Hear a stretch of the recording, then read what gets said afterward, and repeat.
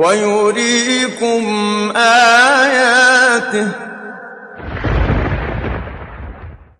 فأي آيات الله تنكرون.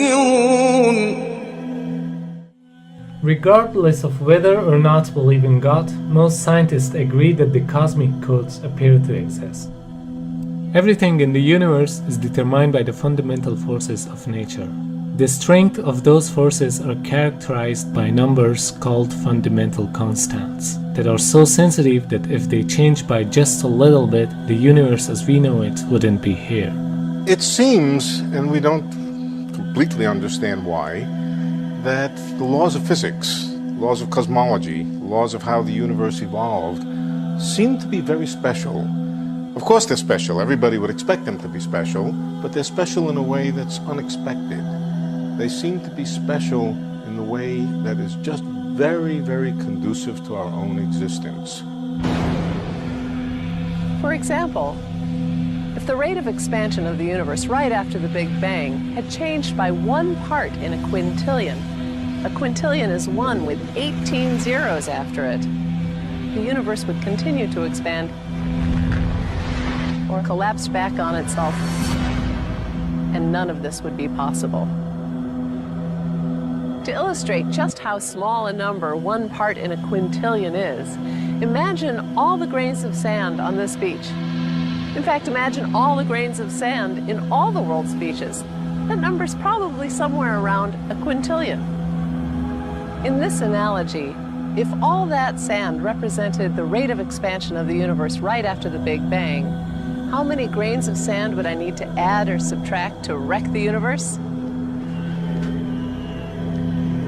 Just 1 grain, 1 in a quintillion.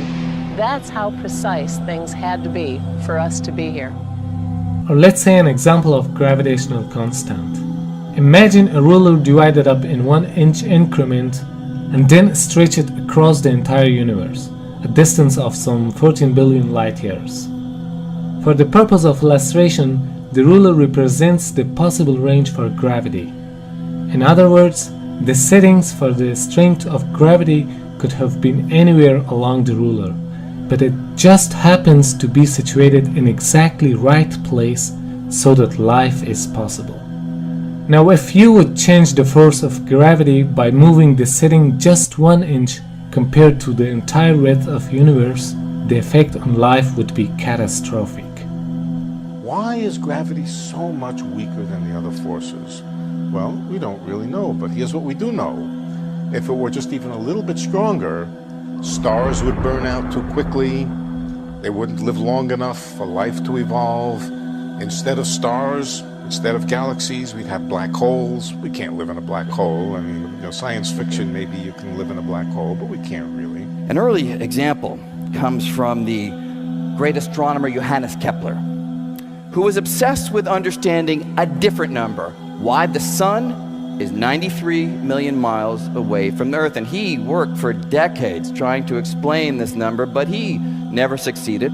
Why do we humans find ourselves on a planet at this particular distance instead of any of the other possibilities? And again, that's a question we can answer.